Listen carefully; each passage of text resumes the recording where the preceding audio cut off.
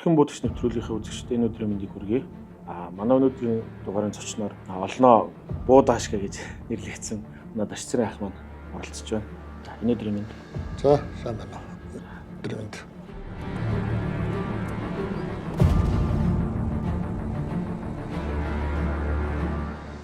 Ашкахыгаа урьдаг зорилго нэг бол бидний бас одоо галч хэсгийн хэрэглээ маань социализмын үед үе одоо хуучин цаг үед ямар хөө байсан юм бэ? Бас сонирхолтой бас үгтгүй. Ягаад гэвэл Даашках маань тухайн үед маш олон бууны цуглуулгатай байсан хүн. Тэр үедээ утгаас нь яриулах гэж урьсан юм аа. Тэгээд Даашках тэгээд та ер нь хамгийн анх галч хэсэгтэй одоо буутай хизээ танилцсан бэ?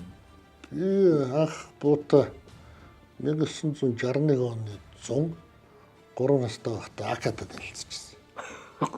3 настай. 3 настай. Сайн төгөлдөө. Тэр үед Улаанбаатар гарнизоны цэргийн ангиуд бүгд одоогийн 14-р сургуулийн урд талын хүрдээр. Одоо энэ 14 замын юу хэлээд юм бэ? Тэгээ офицеруудын ордны урд тал. Тэнч бүгдээрээ ингээд цусланд гардаг байсан байхгүй. Бүх цэргийн ангиудын офицерууд нь тэн цусланд гарна. Бас зарим цэргийн ангиуд нь гарна. Тэгээд нөгөө өвлийнхаа барин засвар үйлчилгээ хийн. Тэгээд одоо ертөнцийн зүгээр баруун талаар нь буудлын полигон биш. Тэгээ полигон богдуул руу харсан.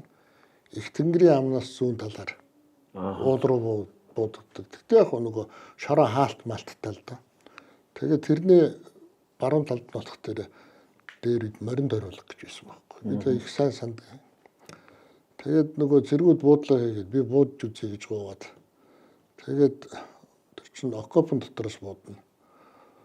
Тэгээ юу яагаад окопын дотроос буудах гэсэн чинь нөгөө би сохохгүй чинь. Сумны хайрцаг давхарлж тавьж байгаа намайг дээр нь гаргаад буудах гэсэн. Би мөрлөхтөрөө гохондоо урдггүй. Гохондоо урчих тэр мөрлж чаддгүй. Тэгээд миний ард талд би маш сайн санд юм аа. Арангаа аймгийн өндөр улаан сумын харьяат Андрэ гэж цэрэг миний бууг ардталд мөрлж өгöd. Тэгээ би мөрлөгчн доогуур нь мөрөөр орцсон. Би бол овоо харааг хааж байгаа юм л да. Тэгээд 5 м зайтай газар нөө төрөл мэрэгжлийн 1-р оролдлогын чэйжэн бай тавьж байгаад анх мууч үзчихсэн.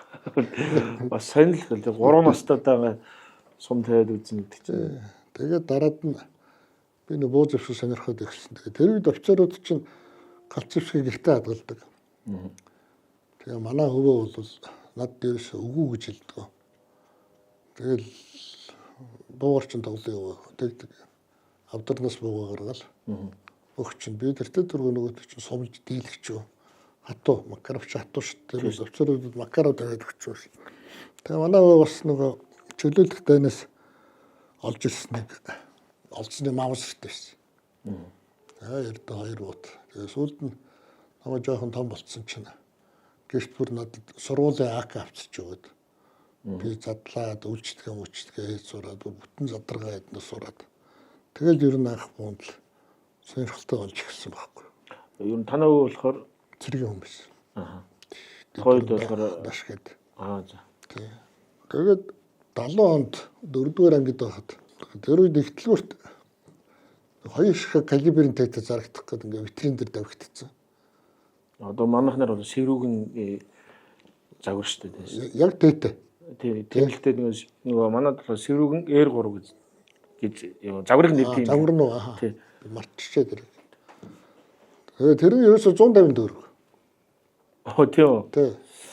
Тэр үед чинь калибр 75 төгрөг. Одоо калибр тооз. Тий, тооз 8. Мелкашка тий. Калибрын тейт 150 төгрөг байсан. Тэгээд яагаад энэ тейт зарж байгаа хөөсөн чинь тэр үед энэ хоон аж ахуйн модны бригадын дарга нарт албаны тейтэд тавьж өгч ирсэн юм л да. Тэдээс нөгөө мод үлдэх гээд хээр хөвчд гарчдаг. Тэгэхээр янз бүрийн ан амтнаас тий. Тэгээ араатай амтнаас хамгаалахын тулд тэднэрт өгдөг байсан шүү. Тэгээ яг одоо тэрнээс нэг үлдсэн үлдэгдэлийг яаж яваад ихтлгүүр очсон. Ихтлгүүрийн одоогийн зүүн талынх нь 3 билүү 4 давхарт яг шатнаас гарангуут шууд харагддаг. Ангийн нэг тийм лаг байсан юм а. Тэр лагуун дээр. Тэр өвөө надад хэлдэг байхгүй. За чамаа 4-р ангийн онц төгсөх юм бол Нөгөө нь тэд авч өгнө. Зүгээр өөгийн хард эрхлүүлдэг л хөхтэй. Тэгэл би ч явах мачисараа л онц төгслөө. Тэгээ онц төгссөн чинь өвөө утсаар яриад одоо хотын цагдаагийн дарга ерөнхий орлого байсан юм болов хэм биш юм бол. Тэгээд тэндээс очиж зөвшөөрөл авчираад намайг дагууллал тэр хоёр тэтэ үзэж байгаа нэг нь аваа. Тэгтээ өөрийнхөө нэр дээр аавал л тэр чинь би ч насан турш өгдөөсөн. Тэгтээ би эдэлдэг л байлаа тэгэл хэр гадаа явахдаа зүгөө явдаг. Хүнд чичгтэй ханаа юм тэгээд. Тэгээ надад анх одоо яг буудлага гар бууны буудлыг заасан юм бол спортын мастер Ахмад Түмээ цагаан гэдэг тамирчин байсан. Зэргийн ахуйцалтай. Тэрийн төрхи маргаал юм авчихараа л хээр надад бод сургана. Ингэж бод тэгж бод гэл. Тэгээ дараад нь одоо нөгөө манай өндөрлөлтийн багш байсан. Бүрдэж тэгээс манайрын яг секцэнд нь бүртгүүлээд нэг хэсэг буцаа их буцсан бай. Тэгээ ер нь чөлөө зав гарвал би чинь ихтлүүрийн баруун талд байдаг нөгөө буудлын клубын тий аюуш хаан яг дор одоо спортын аваад багш хомсрын эдмсэн дор футболд нэг буудлын клуб байсан. Тэр өшөө Орос элчингийн хажууд талын нөгөө хоёр аргатай байрны дор бас нэг клуб биш. Буудлын тэр биш 25 м. Тэнд очиж буудна. Тэгээд ер нь буунд сонирхолтой болж эхлэв. Тэгээд хүүхд байхаас бидний шиг хүүхд байх чинь одоо энэ зэргийн ерөнхий дэдийн цааталд байгаа. Зэргийн их сургуулийн цааталд байгаа Япон толгой бид нар нэлдэг юм аа. Нэг толгой. Тэндээс ер нь газар ухвал сум мум эвдэрхий буу муу зэвэрцэн юмуд олддог биш. Тэгээд хожим болгоны дэргүүр чинь бас дээр үед гамин зэргийн склад дэлбэрсэн нэлээ гэл бас их сум буу мууны сэгнүүд бол магшин болмод хүртэл бид нар олж ирсэн. Гэтэ ажиллаагүй болцсон л доо. Тэгээд тэр үед нэг налаахын төмөр замын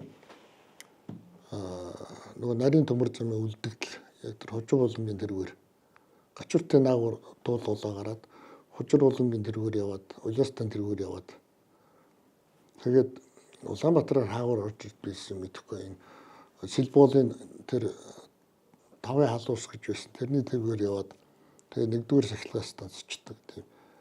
Хуучмал тийм нарийн төмөр зам. Нарийн төмөр замын далаа. Тэгээд тэр Улааста хожир болоо хоёрын дунд нэг хэсгэнд бүр рельс төмөртөөгөө үлдсэн. Тэгээ бас болоогүй нөгөө телевизик гэж үүдэг шүү дээ. Тийм. Тэрнтэй. Тэгээд бид нар чинь тэрэн дээр нөгөө юм хэмхрэх максима тавиал байлд тоглож шүү дээ. Тэгээд сумны дайз мэз чинь тэр чинь одоо сахилахгүй чиж эскалатор руу ороод хулгай хийчихдэг л байсан. Одоо Максим Пулбатны дуузан дайз мэз тэр чинь нөгөө кинонд гардаг шиг ингэж сайжраа орож тоглол. Тэгээд үжиж чарн Амгаланбаатар гээд манай найз аав нь Улаастай ингэ штабын дор байсан. Тэр нэг хэдэн зэрэгтэй урчиж бидний зэвсгийн бүгдээр хараацсан шүү дээ. Тэгээд чи баахан буу явж байгаа. Тэгээ би нэг ийм жижиг маузер 765-ын жижиг маузер. Гэхдээ өөрөөс нь тал нэг задраад. Гэхдээ татхад дугур нэг юм байна. Тэгээд никл байхгүй тэр чинь зэвдгүү ган. Тэр чинь манай халаасны буу гэж. Тий халаасны тий тэр тэгээд өөрөөс нь тал нь цогтуртай ингээд дил бүсэрсэн. Тэг тийм бууга нуугаад аваад бэлтсэн тэгээд. Тэгээ сүүлд нь тэрнтэйгээ нэгдүгээр ангид орцсон багт, хоёрдугаар ангид ч орцсон багт байна. Хөрхрээгийн цуслан дээр кинонд тэрийгэ бэлцээвж унаад цагдаа хараад авчихсан. Тэрхүү сантай. Тэгээ ер нь социализмын зэвсгийн тухай ярихад эхлээд Монголд ер нь социализмын таанаас буу орж ирж ирсэн. Ер нь Монголд галт зэвсэг хаанаас орж ирж ирсэн. Тэр ингэ жоохон цугс дурдвал зүгээр байх л да. Тийм. Ер нь манай галт зэвсгийн түүх чинь одоо Нартилерийн зэвсгийн түүхийн сурах бичгэн дээр бичснээр бол бүр 13 дугаар зуунаас үүсэлтэй юм байна. Манайх чинь тэр үед хятад хятадыг илэрхийлж ирсэн. Их бод тулцсан. Тэгээд анхны тээлт сумыг чинь монголчууд хийсэн гэж үзэж байгаа. Шатаагч сум, ном сумныхаа урд талд нь бортонд дар хийгээд асаагаад харвдаг. Тэгээд тэр бол хол явуулах гэж биш, ончин их гэж биш, зүгээр шатаах зорилттой хэрэгжилж ирсэн байна. Гэхдээ ер нь хамгийн анхны реактивны сум гэж үздэг юм л да тэрийг дүүхэндээ. Тэгээд манайхан чинь хамгийн сонин би нэг юм байхдаг. Манай тэр их буу, гунан буу, өхөр буу гэж нэрлэдэг шүү дээ. Гунан буу гэдэг нь болохоор богинохон 50-60 см буунуудыг айлдаг шүү. Өхөр буу гэдэг нь болохоор арай урт буун, метр гаруй урттай. Тэгээд тэд нар нь болохоор асфальтны системийн фитилний байсан. Нөгөө төөнж буддаг. Төөнөр гэсэн. Цэргүүдэд бол манай тэр ерөөсөө би Монгол буунууд дээр тийм буу байсан гэдгийг Эрмитажийн музейгээс ч орж хараад таагаад олоог манайхан дандаа Кремний захиур буунууд л байсан юм лээ. Ер нь тэгээд 20-р зуун хүртэл Монгол анчид чинь захиур буугаараа л гэндэг байсан. Захиур буугаад архичууд нь өөрсдөө хийдэг байсан. Эрсба татах тэр эрэг болт бүгдийг нь өөрсдөө хийдэг байсан. Тэгээ манайд ер нь орж ирсэн анхны галц зэвсэг бол хурдан бууд орчин үеийн одоо сумтай буу бол Оросоос орж ирж ирсэн Берданк. Тэгээд Дрехлинейка, Винтовка тэр тэгээд 5 замын байлд нар монголчуудыг олзилж авсан. Хятадтай манайхан тэр усан бамлиг гэж нэрлэдэг. Тэр үүсэн юучлээ нэг тийм хятад нэртэй. Тийм. Харин надад ч усан бамлигээр хүмүүс эсвэл Максим Пулеметыг хэлж ингээд усан өргүүртэй байна л гэж ойлгоод байсан чинь биш юм байна тий. Биш. Манай тэр үеийн зэвсгэлдээс Пулемет бол Максим Пулемет өөр нөгөө Луис гэдэг Пулемет тэр хоёр байсан. Тэгээд усан бамлин гэдэг нь уусан тий. Нэр юм тий. 53 газар юм уу, 53 алд юм уу. Тиймэрхүү 53 гэсэн тоо орсон буу. Тэрийг би бодохдоо монголчууд ланжуу гэж нэрлэдэг. Тэгэхээр одоо энэ хятадын Гуаншумжийн ланжуу хотод үйлдвэрлэж исэн болов уу гэж би санддаг шүү дээ. Хятадч тэр үед маш их олон зэвсгийн үйлдвэртэй байсан. Тэгээ зөвхөн Маузер гарбуу үйлдвэрлэдэг зэвсгийн үйлдвэрч хятад нийтдээ 17 байсан шүү дээ. Тэгээд хятадаас манад Маузер буунууд орж ирсэн. Оросоос нага орж ирсэн гар буунуудаас. Өөр яг уу олцны ганц хоёр буунууд орж иржсэн баха ер нь тэгээд Браун гэдэг би хамгаалагч гэдэг чинь Маузертэй тогтох гэдэг чинь Браун ихтэй байсан гэдэг янз бүрийн сонсогддог юм тэгээд ер нь орж иржсэнийг үүсэхгүй л дээ. Тэгээд ер нь ардын засаг ялсны дараагаар 20-д онд манайх чинь Германтай оюутан солилцоноос гадна худалдаа хийж ирсэн. Тэр үе чинь Монголд Зингерийн аяллаа маш орж ирж ирсэн. Opel дугуй орж ирж ирсэн. Швейцарын алтан цагнууд орж ирж ирсэн. Яг тэрнтэй зөв Монголд цөөхөн зааврын ангийн борж ирсэн байхгүй юу. Тэгээ одоо Маршал Чавлсангийн чон алдсан машин дээр тийм зураг дээр зааврын дорбоёртой сууж идэв шүү дээ. Тийм 20 дөрөв гэдэг. Тийм чинь заавар. Тэгээд зааврын буунууд бол манай бүх зааврын буунуудыг бүгдийг Орос офицерууд худалдаж аваад Оросоор гаргацсан. За. Тэд нар чинь Оросууд ч нөгөө хэлгээлээр ордоггүй байсан болох тэр чинь өстой үн цоход монголчуудаас аваад гаргацсан байхгүй. Тэр нөгөө герман чанар чинь өөрөө шүү дээ. Тийм заавар ч өөрөө гайхалтай байхгүй. Тэгээд заавараас гадна Браунингийн автомат калибр орж ирсэн. За. Тэгэхдээ яг тэрийг оныг би мэдэхгүй байгаа. Монголд надад таарч ирсэн автомат калибр одоос хамгийн одоо хөгшин гэхэд 60-аад онд манай гэрт байсан ингээд бүр хуучирсан бараг ингээ харахад нэржвик зөвдгүү ган шиг болцсон бүр өнгө будг нь алцарсан. Нөгөө хуу модын болох дээр хос модоор дээр хийцсэн. Над дээр янзлах гэж авчирч ирсэн. Гарсан. Тийм болохоор манад дайнд дараа орж ирсэн байж магадгүй. Ер нь миний сонссноор Милкашка тооцууд манад дайнд дараа 50-аад оны үеэр орж ирсэн шүү. Оросч тэр үед төлхөө хийж эхэлсэн л дээ. Тэрнээс өмнө болохоор Орос ч ноос аваа хиймдээ хүмүүсийг сурахтаа дандаа л машинаар винтовкаар сургадаг байсан байхгүй. Тэгээд манад калибр орж ирсэн үеийн бас нэг сонирхолтой нэг хууч яриа явдаг шүү дээ. Өнөө хөдөлгөөн ямар тэр үед амьд байсан юм шиг яаж мэдгүй. Нэг хотод ажилладаг хүн ханчаа авд тооц 8 бэлгэнд явуулж л та. Тэгээд нөгөө өвгөн чинь нутгийнхаа ганцхан нэлдэ хэдийгээ дуудаад болцоотойхоо бор толгууд дээр цуглаад хөө буу авчиж өгөө үзүүлсэн сумын үзье сумын харуулсан чинь нөгөөдөл сумын харсан хий наадах чинь ялаалал нөхөс юу алдтыг гэд наа чинь миний ямаан дахиж нэвтэлж чадахгүй гэд шалгахгүй шалгая гэд ямаан дах нэг нөмөр чивч бодвол шархтажсэн гэж. Тэгээ манайд чинь Берданк бол мэдээ олон байсан айлуудад. Берданк ч одоо би хүүхэд тахт сумын хийж өгдөг байлаа тэр чинь. Тоглогын өөрсдөө цутгах нь.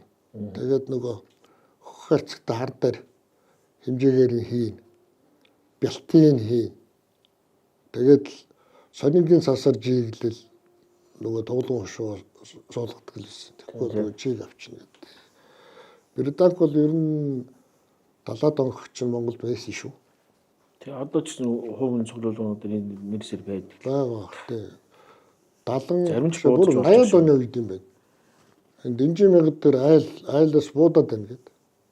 Дуудлага ирээд очисон чинь агсан тэгээд баахан Берданкны сум 100 руугаа хийчихсэн нэг дураа.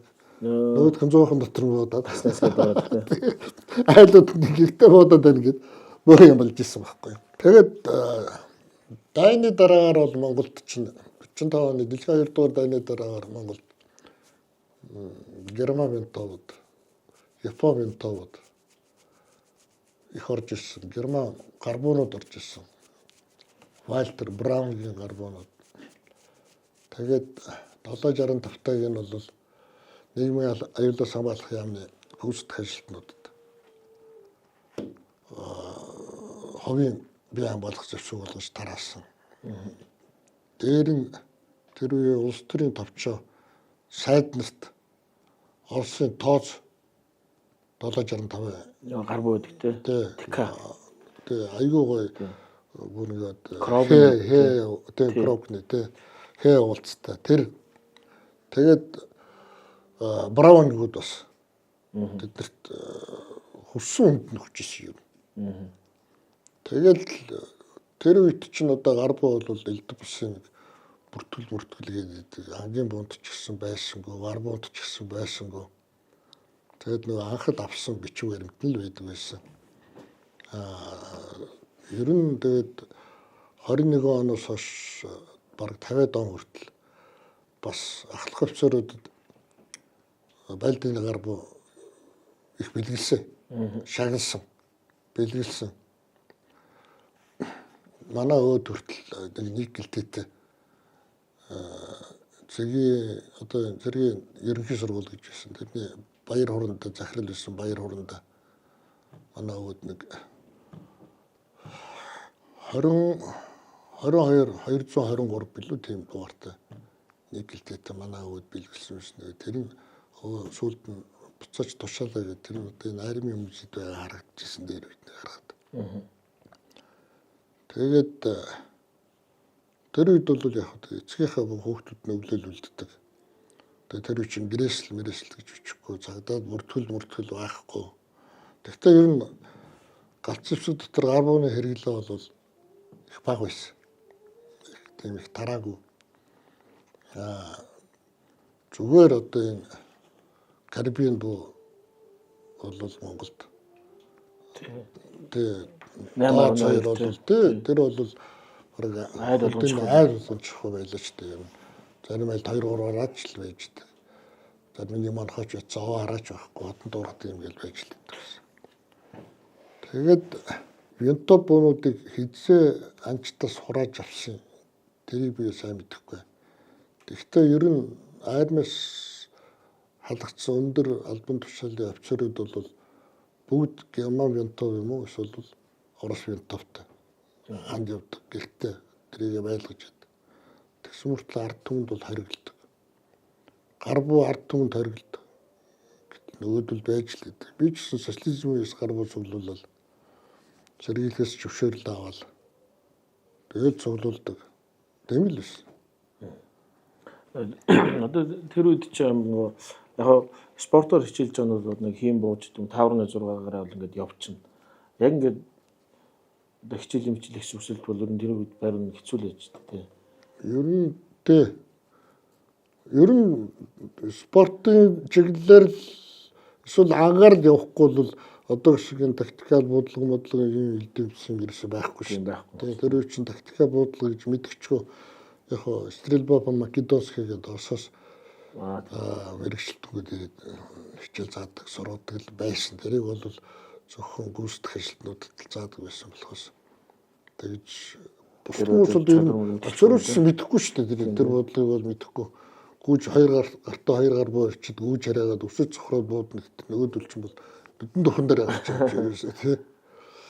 Тэгээ намаач саад тэр бүрүүд орж дээр очиад буутахад чич тоглолтог хүндээ заа гэд тэрээ бүр түгж гардаг байсан шүү дээ. Би ч нөө сандал мандал дээрээ сунжаад буудна. Үнэхээр хоббитэй л байсан. Тий, хоббитэй байсан. Тэгээд ер нь манайд ихтэй галцвшиг бол гарбуу галцвшиг хүмүүсийн гар дээр их байсан. Тэгээд сүүлд нь манайх чинь бүртгэлжүүлж эхэллээ. Одоо хэдэн оны үеэс ер нь бүртгэл тэрээс олж ер нь шүү дээ. Энэ бол одоо Монголын хамгийн анхны өнөөлхний нэг бууна. Одоо өөрөөр одоо Монголын анчтын нийгмийн гишүүний юм гэсэн үг шүү дээ. Анчны нийгмийн гишүүд агнах хэрэгтэй. Нөгөө ангийн гэрээ байгуулах хэрэгтэй. Тэр үед чинь за чон бол хөрхи тэргөө хойлоос гадуур амт байсан. Чоныг чинь алчаад аваач тушаагаад 100 төгрөг авдаг. Ерөөсө Монгол улсын нутаг дэвсгэр дөрөв бүх агент дээр очивол нөгөө алсан чоноо тушаахад 100 төгрөг өгдөг. Тийм үү. Тий, 100 төгрөг чинь их мөнгө төр үү. Тий. Тэр үе чинь ер нь дээд улсралтай хүн чинь 650 төгрөг зэл авдаг байлаа шүү дээ. Тэгэхээр чинь 100 төгрөг өгдөг. За таргыг болох тэр гэрээлнэ. Гэрээлэхдээ таргын нэгэрс чинь 25 төгрөг илүү да. Тийм үү. Одоо арьс махын бол яахгүй шүү дээ. Махын авахгүй. Махын ерөөсөө шууд газар хахад болно. Эдийн засгийн улсууд хангалттай өгнө. Зурганы арьс чи 25 төгрөг байсан санагдах. Би арайч өндөрөдтэй хэлээд санахгүй байна. Тэгэхдээ хамгийн гол нь анх гэрээ байгуулгууд жишээлбэл би 50 тарав нэг гэрээ байгууллаа, арьсны гэрээ байгууллаа гэхэд нэг тарван дээр 5 ширхэг сум бодоод сумаа өгдөг байхгүй. Тэгэхээр өөрөөр хэлбэл би нэг 50 тарганы гэрээ их юм бол надад 250 сум өгнө. 250 сум өгнө. Тэгээ ер нь сум бол агентууд чөлөөтэй зарна. Калибрийн нэг сум чинь 20 мөнгө. Тийм. Тий, 20 мөнгөөр нэг сум зарна. Одоо гэдэг бол тэр үчи 20 мөнгө ч юм мөнгө шүү дээ бас тий. За бас мөнгөтэй тий. Тэгээ бодохдоо ер нь гэрээ тарваны гэрээ байгуулад авчилдаг чинь 5 сум өнгөөр идэрдэг байхгүй тий. Тэгээд гахаа гэрэл нь ер нь бүхэл юм гэрэлдэг гэсэн. Гэхдээ зөвхөн ангийн нэг илүү шүү анчид та. Тэгээ энэ өнөөлхөн дээр бол зөвхөн ангийн буунуудын бүртгэх. Тэгвэл цуглуулгын буул гэж байхгүй тий. Тэгээ наа чинь зөвхөн ан хийдэг буунууд. Ангийн нь татвар төлн тий. Хэдэн төгрөг гэж татвар? 50 төгрөг юм уу? 150 500 бол авчихсан. Тийм байна. 500 төгрөг шүү. Энэ яг наа чи 99 оных байна. Энэ тийм байна. Энэ 92 онд бол анх бол 50 төгрөг л байсан. Биш 50 төгрөг шин 50 мөнгө л байгаа. Тийм үү? Тий. Баг байсан. Татвар нөө. Тий. Ер нь одоо бүх юм татварч өндөр болчиход байгаа шүү дээ. Баг байсан. Хийдэлээ гэдэг мэдхийц. За ингээд энэ ангийн бонууд. Тийм ээ. Ингээд энэ би хотын сэргийлэгтэр бүртгүүлж ирсэн байна. Дэд дурандаа шаргуугийн тийм хандаа. Одоо энэ өөрөөр хэлбэл нөгөө яг энэ дээр бол ангийн 5 буулга юм тий. Тийм баха. Ямар буу вэ? Чек 757. 757 буу. Энд чи одоо юу гэсэн үг шүү дээ. Энэ сумч бас одоо олдохгүй байдаг энэ сум. Тэр үчсэн бид нас өөрсдөө хийдэг гэсэн. Хангигаа цуглуулчаад. Гэхдээ юу очичээ дандаа нөгөө завар нь ичгдэг герман гэж яг нөгөө тэр жоохон юу алцгүй солидмуудтай ч тийм юм. Тийм саадч латин бичмэж чаддгүй л байсан байхгүй. Тийм ээ тийм те. Тэгээ ерөөсө дугаарнд бичсэн юм ба шүү дээ. 757 гэсэн чи би бас энэ бууны талаар нэг жоохон сони юм ярив. За. Одоо ингээд социализм үеч нэг ахтуу орнуудын нам төрийн удирдагч нар эсвэл цэрэг армийн удирдагч нар Монголд нэг айлчлал хийдэг шүү дээ. Тэгээ эрэхтэй тэд нар ерөөсөө ёсим шиг буу билэглэнэ. За. Тэгээ. Жишээлбэл 757 гэж чинь Чехийн ерөнхийлөгч нэрхтээ манад улс төрийн төвчнөөс ахуулаад ингээ сайд нарт 3 гол төмөр солидог. Оо за. 757 12 та. За. 212 та нэг гол төмөр. 18 та бас нэг гол төмөр. Ингээд 3 гол төмөр солидог. Ийм Чезет Бруней бонод бэлгэлсэн байхгүй юу? Ер нь 20-30 бэлгэлсэн байна. Ер нь нөгөө тэр чинь ч өөрийнхөө үйлдвэрийнхээ юм гэж яаж шүү дээ. Тий. Эрх Хоникер Монголд ирэхдээ одоо Зүүлийн ангийн бо Меркель. За. Тэрийг бэлгэлсэн. Тэр Меркель бол одоо ч гэсэн Меркель цуглуулгач нарын дунд нэг Меркель 15,000 евроос доош буухгүй шүү дээ үнэ. Одоо бэлгэлсэн байна. Зүүн Германы хийсэн зүйл гэнэ шүү дээ. Одоо бол хийхгүй шүү дээ байхгүй. Одоо байгаа Меркель болцоо одоо тий. Тэдний нөгөө юу ч нэг Adidas ах шиг нэг иймэрхүү бон дээр нэг юм тэмдэг байдаг байхгүй. Тий. Маш үнэтэй боо. Тэгээд Унгарих Ярош кадр ирлээ ирлээ. Тэр Унгарих хэрэгтэй манайхад чинь баахан никел макар бэлгэлсэн. Надад хүртэл нэг байсан.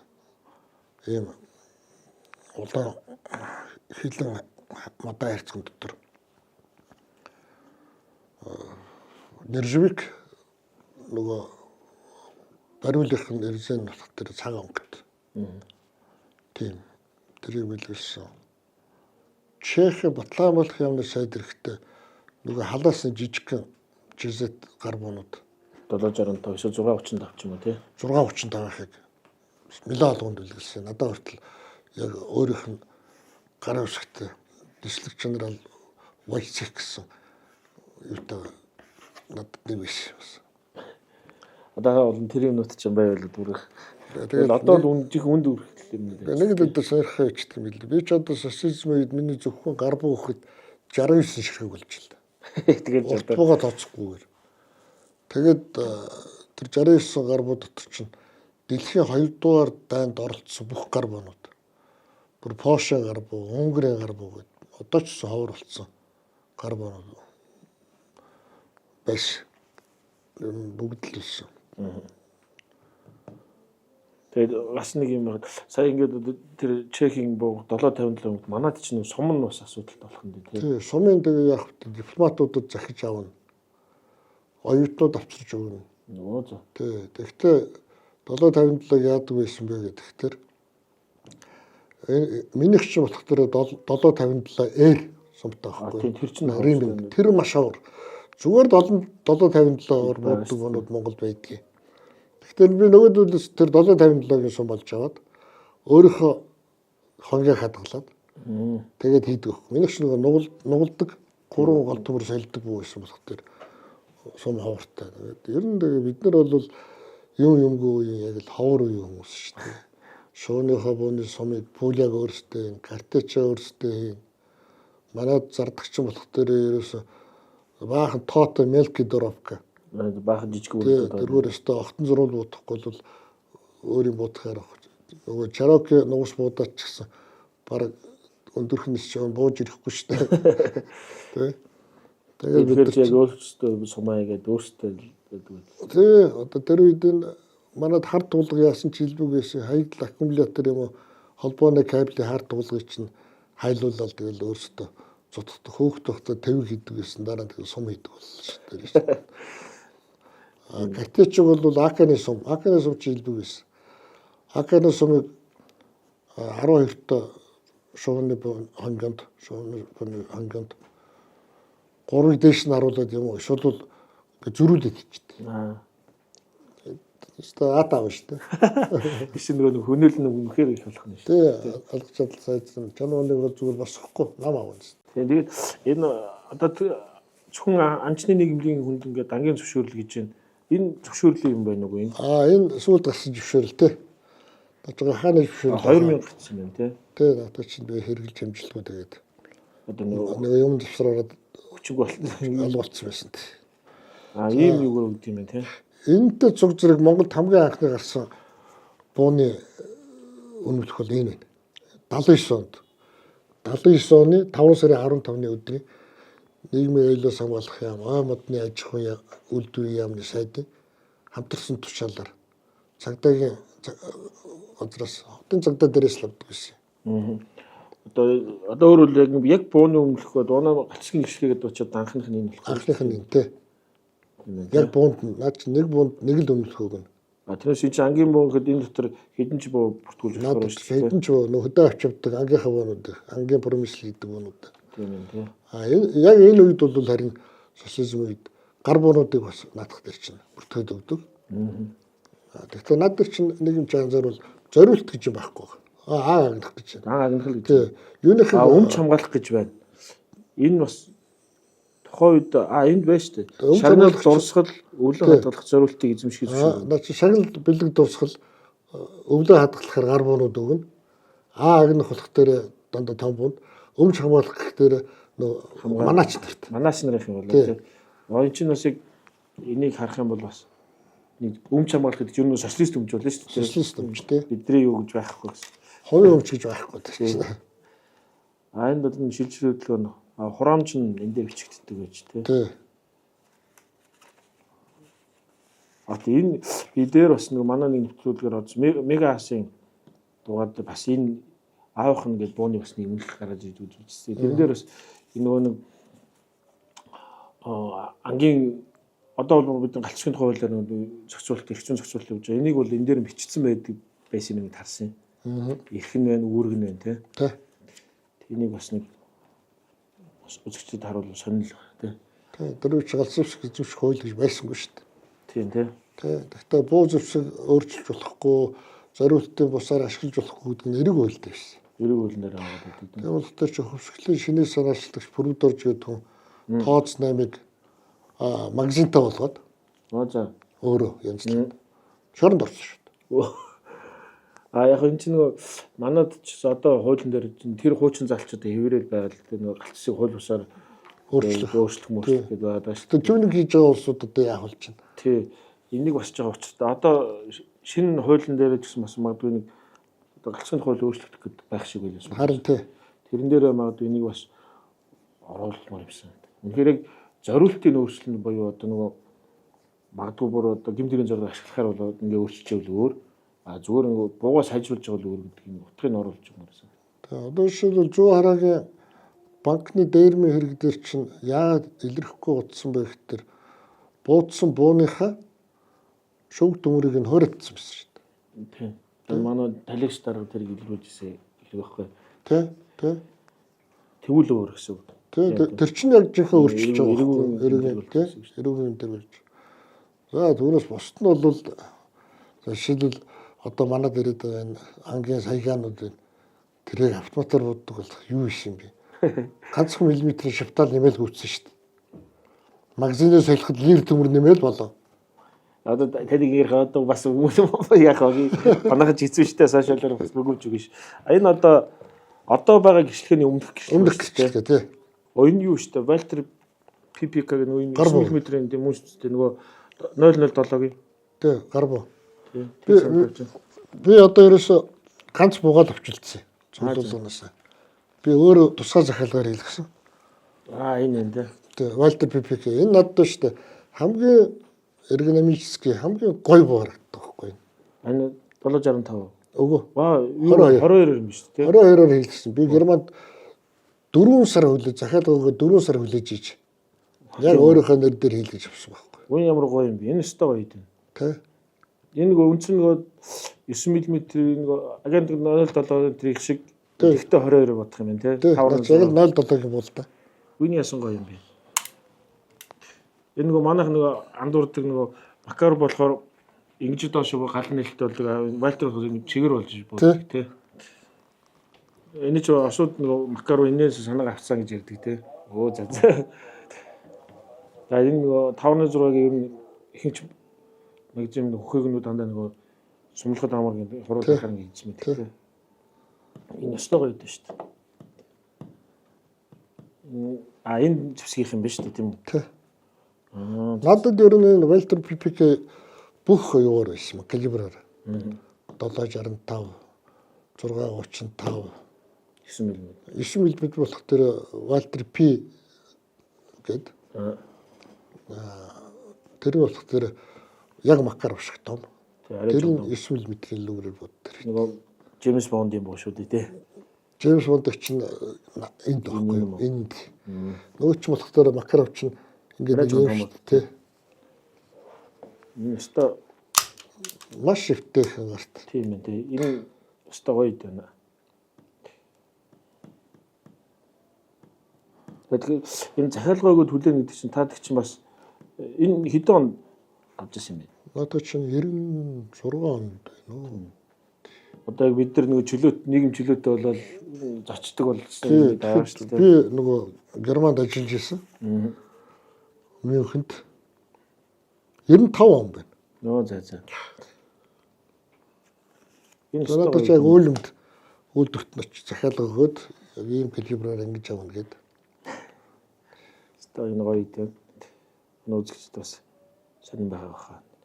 Гэтэ нэг Герман стилийн юмнууд ингээд нэг юу байдаг одоо чинь энэ магад ингээд зохиод хүний хараанаас далзуулах уу нэг оног юу гэдэг завсар харж болохоор ингээд энэ дээр энэ цагаан тооцохтой энэ одоо нэг баг юу байгаа хаа та нөгөө шүн харагдахаар зурхтай гэрэлтээр за магадгүй юм байж байна.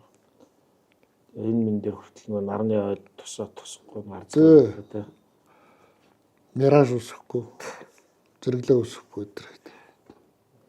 Гоё яг нэг жоо тастай гоё нэг. Ер нь бол одоо болохоор нөгөө галцсаг эзэмшгэн тул заавалч сургалтанд сууж байгаад ер нь бол хуучин бол тийм байхгүй ч тийм. Хуучин бол ямар ч сургалт байхгүй, шалгалт авахгүй. Энэ үнэлхэн дээрээс эхлээд баха нөгөө эмнэлгийн үзлэгээр ордгоос.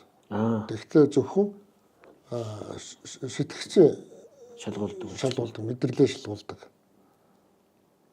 Өөр юм шалгуулахгүй. Юу би нэг дугаартаа нэг Америкаас нэг зочоо оруулсан. Тэр нөгөө тий харсан. Тэрнтэй болж яхад ярьсан чинь одоо ингээд эмнэлгийн үзлэгээр ордог юм уу гэж гайхаад яхараад ингээд тэгэхээр Америкч угаасаа нөгөө төрөсгөөс агуулаад эрүүл мэндийн үзлэгт хамрагдаад байдаг учраас магадгүй сэтгцэн өөрчлөлтөнд угаасаа өгөхгүй юм байна л да. Тэгээ яг нөгөө гар хуруу байхгүй ч юм уу тахир зүтгүүн тэр байх юм бол тэр чинь манад одоо хурууг байх юм бол шууд тэнцэхгүй гэж үзээд байгаа шүү дээ. Тэгэхээр хамаагүй. Хамаагүй шүү дээ. Ямар ч уруугаар тэгж үзэж байгаа гэдэг. Бас манайхаас нэг жоо ялгаатай юм байна тий. Гэхдээ Америкийн штатуудын хууль болгоно нөр. Тий, мод болгоно.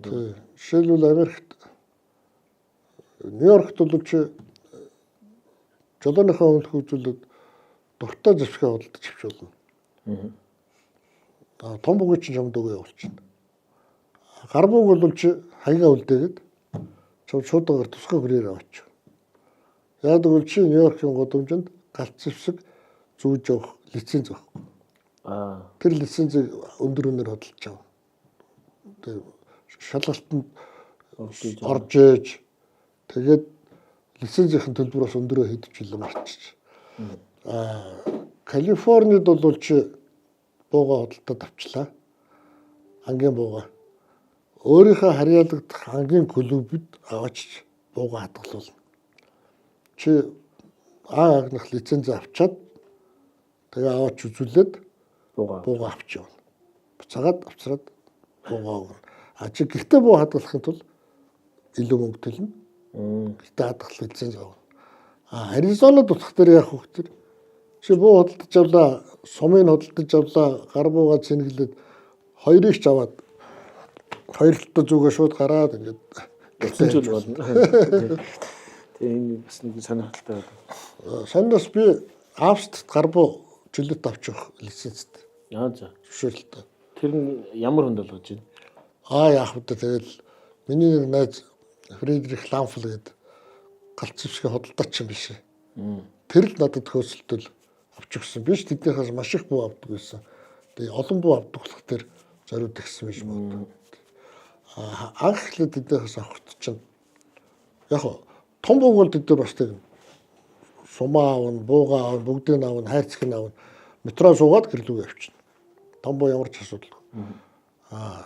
Гар буу болох дээр яг ингээ хил гарах Уг нь би тэдэнд хэл гарлаа гэд зэвсгийнхэн дэлгүүрт бууга авч өгчөд хэл гарахынхаа өмнө уцтаад рейсээ хийлэнгүүт намайг тэр дэлгүүрийн буу зөөдөг нөхөр намайг голцоо нөгөө эзэдүүд нь миний найзууд байсан болох те тэд нар өөрсдөө аваач өгöd тэгээд онгоцны буудлууд тэр галцвс хүлээж өгдөг тусгай хүн байт. Тэр хүн дээр аваач тэгээд тэд нар ч хоорондоо бүгд танил болсон. Тэгэл манай жишний бууг аваад өгвөл тэгээд нөгөөтгөнд авуулж аваад манай мят дээр хүртэл байгаа шүү дээ нөгөө овор хэмжээ ихтэй болон стандартын бус савлгаатай ачаа хүлээж авах таск гэдэг тустай байдаг шүү дээ. Шууд тэнд нь очивол тэр бууруудыг бүгд нөгөө биркийн надад аваад өгт. Тэгээд нөгөөдхөө би буухта тэр нөгөө юугаар гараад ачаагаар ороод ирэн тэгэл аавна. Зарим тохиолдолд ингээд гар буу юм уу гэдэг бас юм абстракт шийдэл бич нөгөө гар буу авч явах хэрэгтэй чинь мартаад нөгөө тусгай ачаанд өхөөгөө мартаад тавиад орчдөг байхгүй. Тэнгүүтээ яг нөгөө чек хийх юм ооч дараа би буутаа явж байгаа буугаа өгье гэдэг тэнгүүт нисгчийн дуудаад юунд хийгээд конвертанд хийгээд надад гарын үсэг дээр нь зуруулаад тэгээд нисгч экипажийн гишүүнд өгчтэй. Тэгээд нөгөөх нь буухад яг тэр чигээр нь одоо өгдөг байхгүй. Сонирхол. Тэ. Одоо манайх ч жоохон төвхтэй ус гайл дээр харагдал хизээ үзэл лиценз аваад авч иж ирмэн гэдэг юм жоохон төвхтэй байдалтай байдаг л та. Манай гайл бол шүү дээ. Оросын гайл, Монголын гайл хоёр бол зүгээр юм үзээгүй дээрэмчтэй зөвлүүлэх шүү дээ. Ерөөсөө хүнээс юм хурааж авъя. Энэ хүн гадаадаас юу авээд ирж сүнхэнд ухаж үзье. Тэгээд өөрт нь сонирхолтой юм байвал энэ чи хурааж авлаа. Оросууд бол шууд өөрсдөө аваад авдаг гэж. Монголчууд нь яг авдаг л хаалт. Тэр устгалд оруулах гэж юу л ийсэн би л гайлаар устгалд оруулсан барааны акт магт үзчихлээ. Оросууд бол ингээд буум явж байгаа чинь ингээд бэлгэлээч гэж гуугалж байна. Бас үнэн дамтаа шүү дээ оросууд чинь. Контейнер дотор байгаа юм улгаа хийж авах нь буу гэсэн юм контейнерийн нөгөө барааны дагалдах бичгэн дээр орцол байх юм бол гайлын ухаанд орсон байгаа ч тийм. Би бол орсондоо олон бууг алдчихсан. Бусд газрууд бол зүгээр. Би нэг удаа юу яалаа. Австралиас нисгтээ нөгөө Германы виз би авахдаа 2 удаагийн виз авах хэрэгтэй байсан чинь элчин сайдын яам намайг хүсэлт гаргаад байхад андуураад 1 удаагийн сингл виз өгчөж. Тэгээ би Винээс буцаад явахдаа нөгөө Монголын мятын онгоцонд шууд манай мятын онгоцнууд чинь Франкфурт өвшө Тегел дээр буухгүй Шөнефельдийн онгоцны бодол дээр буудаг гэсэн 100 Германы хат. Нөгөө мөн Орос онгоц явдаг байлоо даа бараг тэр үе чинь дуу чимээ ихтэй гэдэг 100 Германы бодол дээр. Тэгсэн чинь Австралиас би Теглийн бодол дээр бууж. Би 17 буутай. За том буу жижиг буу гэдэг ингээд 2 телешкэнд нөгөө боонуудад төрчихсөн. Тэгээ Тегел дээр буус. Тегел дээр буусан чинь миний виз тусчих. Тэгээд өчнөө буут. Тэгээд таны Шөнефельд рүү явуулахгүй буцаагаад Вин рүү Австрал руу явуулна. Тэгээд би гуйлаа ярьлаа гэсэн чинь за яг та манай дарагтаа яриад үзгээд. Тэгээд дарагтаа ярьсан чинь дараа нь сонсчод би хэлсэн байхгүй. Би эрх буцах таксиныхын мөнгө төлөө. Намайг нэг гайгийн байцаагчтай зүг замд ерөөсөө буулахгүйгээр Шөнефельдийн онгоцны буудлын дээр оруулаад миний ачааг онгоцонд хэлгээд өгч. Тэгээд би явчихлаа. Би гэрлүүгээ хармаар байна гэдэгсэн. Нэг байцаагчд удснаа. Таксид удаад суулгаа явуулчих. Замдаа битгий буу гэд хэлчих болох гэд хэлчих. Тэгсэн нөгөө 2 гайлын байцаагч нь бидний духан дээр манай дарга хизээ ч юм сайхан шаргадаг. Энэ өнөө өглөө авгаатайгаа маш сайхан эвтэйхээс сонсч байна. Ингээд тэгээд л явахтай. Таксид удаад өглөө бүх юмудаа хараалгач. Тэгээд Шөнефельд рүү чинь зайтаа штэ. Теглийн бодлоос. Тэгээд явж явахдаа адраад би ч жоохон адармаатай зантай. Ер нь яах нь янзын үзээд. Найз би пиво мөр чинь пивтайгаа зогсчих гэдэгсэн чинь. Тэг гэдэг нөгөө таксич чинь хурдын замаас харангуут пивний лакада хажуу зогсоод чи пиво чагараад би хүлээж гэж. Ямар ч асуудал. Тэдэрт тэгж нэг хүнийг ингэж хүний өмчийг дэгдэд ураар ханддаг учраас л юм байна тий. Бас нэг удаа би юу бодож явсан. Бас Берлинээс нисэх гээд очсон чинь одоо Доёнболд ахта нэг амортизатор машины 4 амортизатор аваачаад өгч тусаад авчихна гэдэг үед би ачаа багтаа явсан өдөгдөг гээд тэгээд нөгөө гайлын шалгалтаар орох гээд орсон 2 хүүхэн нөгөө эрентхэн дээр сууж байхгүй юу. Би нөгөө том чамдан дотор тэр чинь Монгол сэлбэг алддаг машины сэлбэг бүгдийг гаднаас өдөг байлаа шүү. Нөгөө хаарцагта 4 шиг амортизатор хийцсэн байхгүй. Тэгсэн чинь нөгөө 2 хүн чинь ингээд эрентхэн харж яснаа. Энэ юу вэ гэдээ надаас асуусан чинь би юугаа бодож ийсэн бууны дуу навсгч гэдэг аваа идэх. Шаал дэмфэр гэдэг. Тэгсэн чинь нөгөө 2 хүн чинь нүдэн бүлтээгээл гар мөрөө гайхаад гарна явдаг байхгүй. Нөгөө тоглосон. Наас чи шок дэмфэр. Амортизатор гэдэг чинь тийм байлгүй шууд гарчихсан. Үзээчгүй юусоо сууж. Тэгэхээр соёлын ч тийм нэг юуны ялгаа байна те. Бага харьцааны ялгаа юм утсан хүмүүс шал өөр л дээ. Тэгээ ер нь Европт 90-ад оны 2000 оноос өмнө бол бууны дуу намсагч нарыг бүгдийг хориглоод бараг бүх газар хоёрхан газар зөвшөөрдөг байсан. Англичууд зөвшөөрдөг. Тэд шүү туулаа муулаа буудахтаа бас тэд чинь их гоё болчихсон бас яаж шүү дээ нэг нөгөө агнах гэж байгаа амтнаа стрит зүйлгүй. Тэ амт үлж байгаа тэр стресс дэлгүй шүү. Нөгөөх нь Италийн Саар юм уу? За. Тэр хоёр газар л шайл дайфер зардаг гэсэн байхгүй. Дуу навсгагч. Одоо бол харьцангайг болчихсон юм шиг үү тийм. Одоо бол яг дөл навсгагч, тэрэлт багсгагч гэдгээр зараад байна. Гэхдээ ер нь шүү дээ яг дотор талын ингээд задлаад үзэхэд Оросын дуу намсгагчид дотроо хоёр ширхэг эрзэн хавхлагтай байдаг. Барууных бол тийм байхгүй шүү дээ. Дууг бол амар багсгах. Гэхдээ кинонд гардаг шиг зөвөр бүд гэхгүй шүү дээ. Тэр чинь тодорхой хэмжээнд багсгах чам бодож чана бол тэр рүү мэддэг. Тэгээд одоо бол хамаагүй чөлөөтэй зардал болж эхэлж илээ. Юм жоохон өөр болол. Тийм бас манай энэ төсөв сонирхчдын нь бас тийм яриа байдаг. Энэ яагаад хориглоод байгаа юм. Ихтэй нь хориглосон зүйл заал одоо байхгүй санагдаж байна. Тэгэхээр нөгөө энийг яагаад хориглоод энэ чинь стек түрүүний хэлдэг шиг байгаль орчинд бол дээрэс нь буудагчтай бас чихмэг хэмжих хэрэгтэй гэсэн маягаар ярьдаг юм л л дээ. Тийм юу хэрэгтэй тэр чинь. Би нөгөө Мелкашгагаар боддог Крико гэдэг герман гоо ш. Крико их алдартай фирм гэхдээ их тараагүй 50 донор эднээс хаагдж байгаа дараад орчирсан. Хагас автомат. Тэр дуу навсгагч та. Би чинь таргуун дүүдэг үлээ тэрнтэйгээ. Тэгсэн чинь гүйж яваад хайцсан чинь за тэр өвсөн дундаас та эргүүлээд олно гэж байдаг юм л дээ. Дараад нь бүтэн нэг өдөр зориуд нөгөөдгөө хаагаад явсан замаараа л явлаа л гэдэг байхгүй болоо. Айш. За зүгээр даашгахтаагаас бас гой бас зүйл ярьлаа. Ер нь бол хуучин бол живсгийг бол бас нэг юм байна. Одоо шинэ галцгийн хуулийн дээр бол одоо мөрдөж байгаа хуулийн дээр нөгөө тэр байхгүй. Тэрний өмнөхдөр буюу 2001 оны хуулийн дээр нөгөө цогцолгын зорилттой живсгийг буудлах чадваргүй хүнийг чадваргүй болгоно гэдэг нэг үг ороод тэр нь бага хүмүүсийн бууг алсан тий. Алсан. Тэрнээс наад чинь биш үү? Социализмын үед хүртэл байсан. Гэхдээ тэр бол нэг даргын үзмжний асуудал. Дарга насварлаа хөөгтүүд нь бууг нь өчтгөл байсан байхгүй. Тэгсэн чинь дор генерал насварсан чинь бууг нь заавалчгүй эсвэл цагдаа тушаа эсвэл заавалчгүй ажиллагаагүй болгох гэдэг. Тэгээ баяр чи хачин гой буунууд байсан шүү дээ. Гар буунууд. Фидел Кастрогийн бэлгэлсэн гар буу бол янзын буу шүү. Дуудлагын темп хорд бурдаг чигтэйхэн хагас автомат гар буу. Автомат ээлжир боддог, богино ээлжир боддог. 2 3 төрлийн тохиргоод. Тэгэл бүгс тэр үчи парабеллум 9 мм ч ер нь Монгол бараг байдгүй.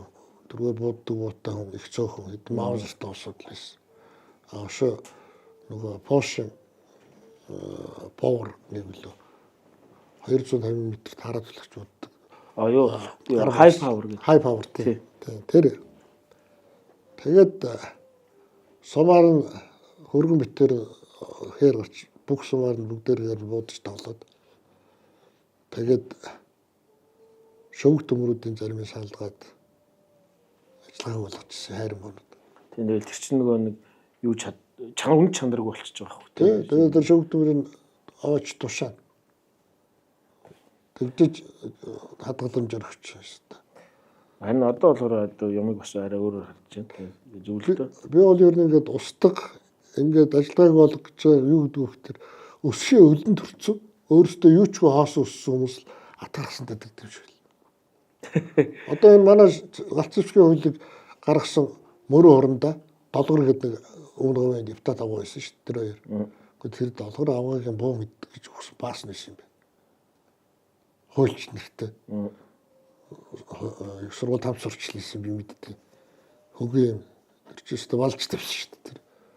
Тэр чинь ер нь тэр нөгөө зардсан хагас автомат гарбонуудыг эсвэл хурааж аваа эсвэл улсаас мөнгөний төлж авна гэдэг нэг баахан соёл ярддаг чинь тэр байхгүй. Тийм одоо тэгэхээр шаардлага. Гэтэ одоо бас нөгөө батлан амлах үйлчлүүлэн талаас нь өөрчлөлт ороод байна л да.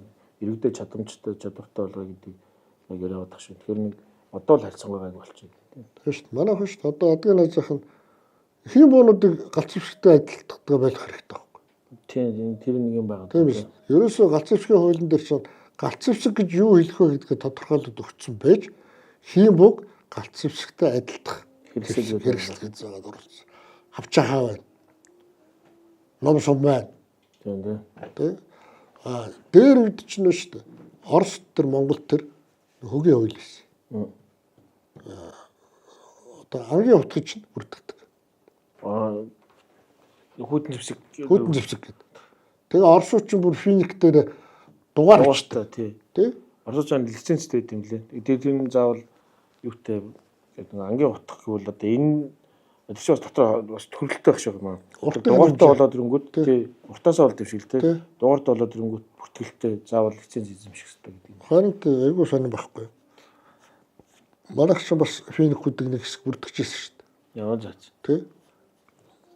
Манайч тэр Чехоос хотгоорж ирдэг байсан. Чехо утгач сайн ангийн утга орж ирнэ. Оросоос их орж ирдэг байсан. Гарын хийцэн юмнууд бол тэгэл яг тэ Оросоос орж ирсэн гарын хийцэн утга бол тэгэл бүр түлж ярихгүй шүү дээ. Хил дээр нь дэвтэр аваад ороод ирэх юм бол болоо юм чинь. Тийм тэгээд бас нөө хүмүүс нөгөө нарийн 800 бүдүү 800 гэл энэ 800 төгрөгөөр зардаг байсан юм а гэл. Одоо нэг тэр одоо Чех одоо Чизэ 600 тэр бол одоо монголчуудад бол бас ангийн хувьд бол нөгөө ангийн зэвсгүүд нэг шат ахиулсан юм. Нэг шат ахиулсан. Тэгээд тэрэн дээр чинь гадагшаа тушаавдаг чадaltaй улсууд нь дуруу авчраж оцсон. Тэгээд ер нь дурантай ангийн буу чинь хамгийн анх тэр л байхгүй юу? Ер нь бол дурантай ангийн буу баг байхгүй тийм. Ер нь байгаагүй. Тэгээд дурантай ангийн буу гараад ирсэн. Ер нь 90 оноос хойш ингээд бууны дуран нэвтрээд эхэлсэн чинь шинэ юмд харах шиг шинэ юмыг харах шиг үзье яддаг нөгөө монголчууд яасан бэ гэдэг. Сохож тарддаг юм уу? Бараг дуран зоочих юм бол сум нь өөрөө очиод онцтол ухааны юм яриа л. Тийм тэгээ нөгөө гоё ярьдаг шүү дээ. Бас 8 ашигтай тусгална гэдэг нөгөө буруу юм яриад. Ашигтай тусгал тий. Гэл яриад хэлдэг шүү дээ. Тусгал хийдэг гээд. Тэгээ тайлбарлаад өгтөр өөдөөс уурлна. Өний үг хүлээж авах чадвар байхгүй шүү дээ. Тэр үед чинь тэр 800 төгрөг гэдэг их шууд ихлүүртэй зардаг байсан байна тийм. Ихлүүрт зарж ирсэн хөдөө сумдуудын дэлгүүрүүдээр зардаг байсан. Тий. Бууг бол аагл дээр нэг зараагүй баха. Сумын дэлгүүрт гэдэг байсан. Тий. Тэгээд сонноос 80-аад оны үед бараа баазуудын тэгштгэл гэж нэм явдаг байхгүй юу? За. Аймагуудын бараа баазууд энэ тэнд нуугдад үлдсэн бараануудыг бүгдийг нухаж гаргаж ирээд зардаг. Тэгсэн чинь Монгол улсын хэмжээнд 2 ширхэг 20 хэдэн онд худалдаж авчирсан заавар буу орчихсон гэдэг одоо. Нөгөө нэг амар үнэтэй. Амар үнэтэй тий. Тэгээ заавар буу орчирээд би бүр өстө нэг нь авыг хөөсөлдөд гэсэн чинь төлөвлөгөөний комиссарч илүү хангамжийн хараагарч илүү 2 дараа цохиулаад авцаа. 1500-аар аваа. Энд бол олдохгүй тэгээд. Тэр үед 1500-аар зарсан байна. Гэтэ үнэтэй зарсан шүү. Үнэтэй зарсан. Тэр их хүмүүс зааврыг мэддэг болцсон байсан. Заавар ч нөгөө баруун германд очсон байсан үү тий. Тэрээс гадна энэ Маузер 98 ККК гэдэг 3 ката тийм жижигхэн калибрын сумаар бууддаг. Тийм жижигэн тов гэдэг. Тийм би мэдчихэв нөгөө спорт суулгаж харахад бол нөгөө карбинтайгаа төстэй юм шиг тийм карбинтайгаа адилхан. Тэгээд тэр чинь клен карбин клен калибр гэдэг баг калибрын карбин гэсэн нэртэй. Тэгээд тэр чинь 1500 м тараад л өгч боддог хараа самбар дээр.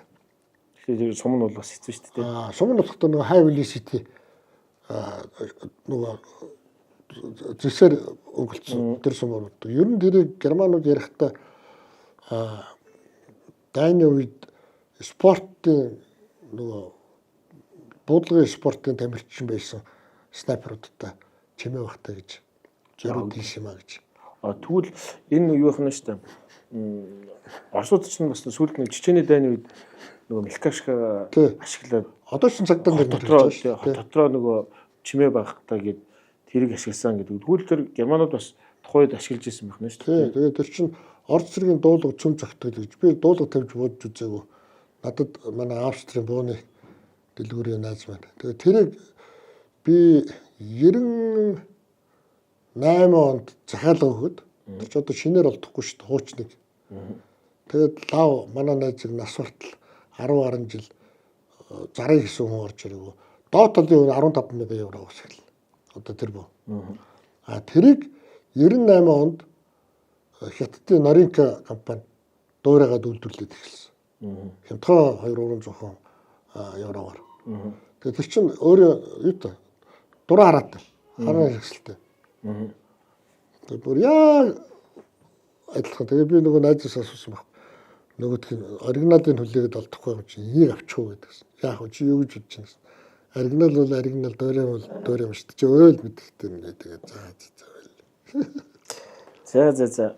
Даш яхтаа ингээд цагаан юм гоё хөрөлдөхгүй. Та тэгээд дараа бас юм гоё магадгүй тэр өсрийн навчааныг шүдэн ч гэдэг юм уу тэр нэг гоё цуглуулгынхаас зарим гоё юм байвал бас нэг дараа манай дугаарт нэг оруулах статаа энэ бас манай ч буунд дээр нь дуртаалчаад шүү дээ Монгол залууч үзсэн бас. Харин тийм шүү. Ер нь дурлах хэрэгтэй шүү дээ. Дурлахгүй байхаа аргагүй гоё ичтэй юм чинь. Инженерийн хамгийн сайхалтай төгс шийдэл хамгийн ямтхан хамгийн сайн төгс шийдэл. За тэгээ. Тэгээ. Энэ дугаараа нэг ингээд өндөрлөе те. Манай ингээд нэг дуусахтаа нэг ихэн бодогч гэдэг сонссон юм байна. За. Баруун гараараа солгоо гараараа болох юм уу? Болно. Гэтэ энэ санаа нь болохоор гохон дээр хуруу тавихгүй. Тэгээ нөгөө дээр нөгөө зүг гэдэг шиг гэсэн санаа.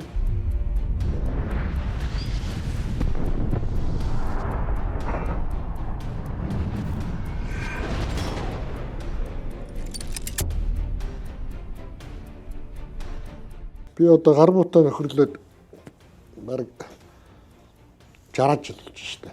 Тэгээ одоо залуу байхад бол хөдөө одоо байтгаа дотор явахтай хүртэл одоо өөрийнхөө хувийн хамгаалах би ч Макаровтай тавьж өгсөн Макаровтай байсан. Макаров гэднээс өөртлөл алхдаг. Биджакныхаа дотрыг уртл зүгээл явдаг. Тэгээ сүүлд нь өөрийнхөө нэг үрийн хамгаалах хэрэгслийг би чинь стечк нь болгочод. За ёстой нэг удаа хээр стечкинтэйгээ явж үйлээ үтсэндээ ядахтаа нөгөөх нь хуванцар гэртээ биш. Президентийн гэртээ. Тэгвэл хайр. Тэгээ Макаровтай бол эн чинь болохгүй бол Кабурут дотор аимсаж хичээд бууг хөнгөх явчихдаг байхгүй. Тэр чинь тэгээд 1.8 кг-аар гуйргоо хөдөлүүлээд явна гэдэг чинь тав. Тэр гар буутаа олон жил нөхөрлөө, олон жил хөдөө авчуулаа. Ер нь байгаль авчуулаа. Хамгийн их хэрэглэгддэг юм гэхээр энэгээр их олон будаагүй. За. Буудахтай гол биш. Хамгийн гол нь яадаг вэ гэхээр ингээд энэгээр нь аль тустай пивний бүглээ голгодог байхгүй. Штопор болгоо. Штопор болгодог байхгүй. Энэ хамгийн чухал болдог гар боо ерөөсөө л тэр штопор бол. За макарон ч яг ингэж аа. Яг Оросууд бол бас дэгдэл юм л. Тийм л. За гоё. Баярлалаа. Зүгээр. Ихтэй манай дугаар таалагдвал лайк, шеэр, subscribe заавал дараарай. Монгол улсыг зэвсэгтэй монголчууд хамгаалж ирсэн. Одоо ч хамгаалж байна. Ирээдүйд ч хамгаалсаар байх бол эрхэм бодогч.